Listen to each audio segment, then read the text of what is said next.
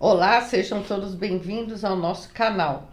Vamos meditar na palavra de Deus e abrir o nosso coração para entender as verdades da Bíblia, amém? Amém. Hoje vamos meditar sobre o nosso problema, um grande problema que nós temos, baseado nas Escrituras, nós vamos meditar sobre isso, amém? Amém. Mateus 26, 40 e 41. Depois voltou aos seus discípulos e os encontrou dormindo. Vocês não puderam vigiar comigo nem por uma hora? Perguntou ele a Pedro. Vigiem e orem para que não caiam em tentação. O espírito está pronto, mas a carne é fraca. Romanos 7, do 14 ao 18. Sabemos que a lei é espiritual. Eu, contudo, não o sou, pois fui vendido como escravo ao pecado. Não entendo o que faço, pois não faço o que desejo, mas o que odeio. E se faço o que não desejo, admito que a lei é boa. Neste caso, não sou mais eu quem o faz, mas o pecado que habita em mim. Sei que nada de bom habita em mim, isto é, em minha carne, porque tenho o desejo de fazer o que é bom, mas não consigo realizá-lo. Amém. Então a Noemi leu dois trechos da Bíblia, onde nós vamos procurar entender uma lição importante que a Bíblia tem, e nós vamos dar exemplos, amém? Então, a primeira leitura diz respeito a uma passagem do Evangelho de Mateus, onde Jesus afirma categoricamente: a carne é fraca, o espírito está pronto, mas a carne é fraca. Isso quer dizer assim, o nosso espírito tem prazer, está pronto para servir, para adorar a Deus, mas a nossa carne é fraca. No trecho que nós escolhemos para ler em Romanos, Paulo diz assim que ele tem ele não faz o que deseja, mas o mal que habita nele, na carne dele, não permite que ele faça tudo bem que ele deseja. Porque na carne dele não há nada que seja bom. O que Paulo está dizendo? Paulo, é claro que nós não lemos todo o trecho, porque seria muito longo a leitura, não é? Porque esse tema que nós vamos falar hoje, ele demanda assim muita leitura, vários trechos da Bíblia. E nós não teríamos nenhum tipo de proveito, não é? O nosso programa é curto. Mas assim, o que Paulo quer dizer? Que a carne milita contra o espírito. A carne, ela não tem prazer nas coisas de Deus. E Jesus diz: a carne é fraca. O que nós temos que perceber aí? Que nós temos que nos alimentar das coisas de Deus e ficar firmes na lei, na vontade de Deus, né? Naquilo que Deus expressa nos evangelhos, no amor, firmes no amor, firmes na caridade. Eu vou dar um exemplo para vocês, para que vocês entendam como não é fácil, não é? Eu vi na televisão um documentário, um casal americano, não é? E esse casal, eles tinham filhos, era um casal americano cristão, frequentavam a Igreja Batista lá dos Estados Unidos e eram ativos no ministério, cantavam, pregavam, os filhos iam na frente cantar, era uma família modelo mesmo, não é? E depois eles tiveram um problema financeiro tal nos Estados Unidos e mudaram de cidade, mudaram de igreja. Foram numa igreja parecida com a Batista, né? Com outro nome, mas parecida. E eram ativos também na igreja. Cristãos, o casal cristão, a família cristã. Foi passando os anos, o que aconteceu? Aconteceu que eles tiveram um desentendimento, uma separação. O homem, não aceitando a separação, deu vários tiros na mulher. Na verdade, ele deu 14 tiros em sua esposa. E eles eram um casal ativos na religião, na igreja, levavam os filhos, pregavam, era um casal modelo. Um outro caso, também nos Estados Unidos, que nós tomamos conhecimento, uma pessoa que era ativa, uma moça ativa, amava Cristo profundamente, dava um bom testemunho. Anos mais tarde, ela vai se envolver numa seita herética, uma seita perniciosa, e vai acabar levando várias pessoas a uma situação difícil por causa do que ela abraçou, não é? São ideias destrutivas, e as pessoas assim, mas ela não era cristã? E o que Paulo ensina e Jesus ensina aqui também? Mas Paulo vai explicar de uma forma mais abrangente Só que nós não temos tempo para ler. Mas por que nós demos esse exemplo? Por que acontece isso? As pessoas não se converteram, não amavam a Cristo de verdade? Não é isso que a Bíblia ensina. A Bíblia ensina que a nossa carne milita contra o Espírito. E Jesus afirma, ele não pergunta, ele diz assim, a carne é fraca, o Espírito está pronto. Quando estamos na presença de Deus, mesmo que frequentemos uma religião, uma igreja, que tenhamos um coração sincero, nós temos a nossa vida secular.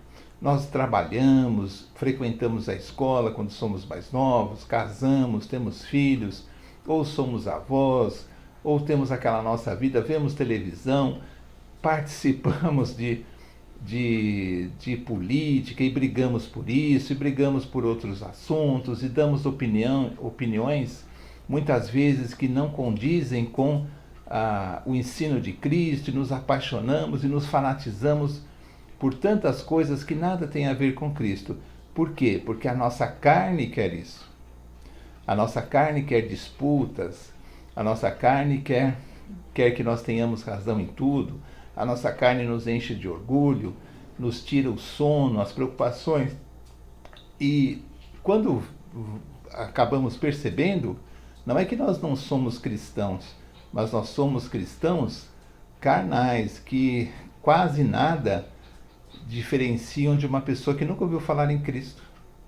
Se a pessoa não sabe que você é cristão, ela não vai perceber, porque a sua atitude é exatamente igual àquele que nunca ouviu falar de Cristo. Você é muito carnal. Mas por que isso acontece? Porque Jesus afirmou, porque a carne é fraca. Esse homem que matou a esposa de uma forma tão terrível, tão irada, que ele chegou a dar 14 tiros na pessoa, ele se deixou dominar totalmente pela carne, pelo ódio.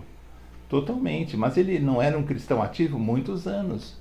Mas ele não vigiou, ele não orou, porque a nossa carne vai militar contra o nosso espírito. A nossa carne é fraca.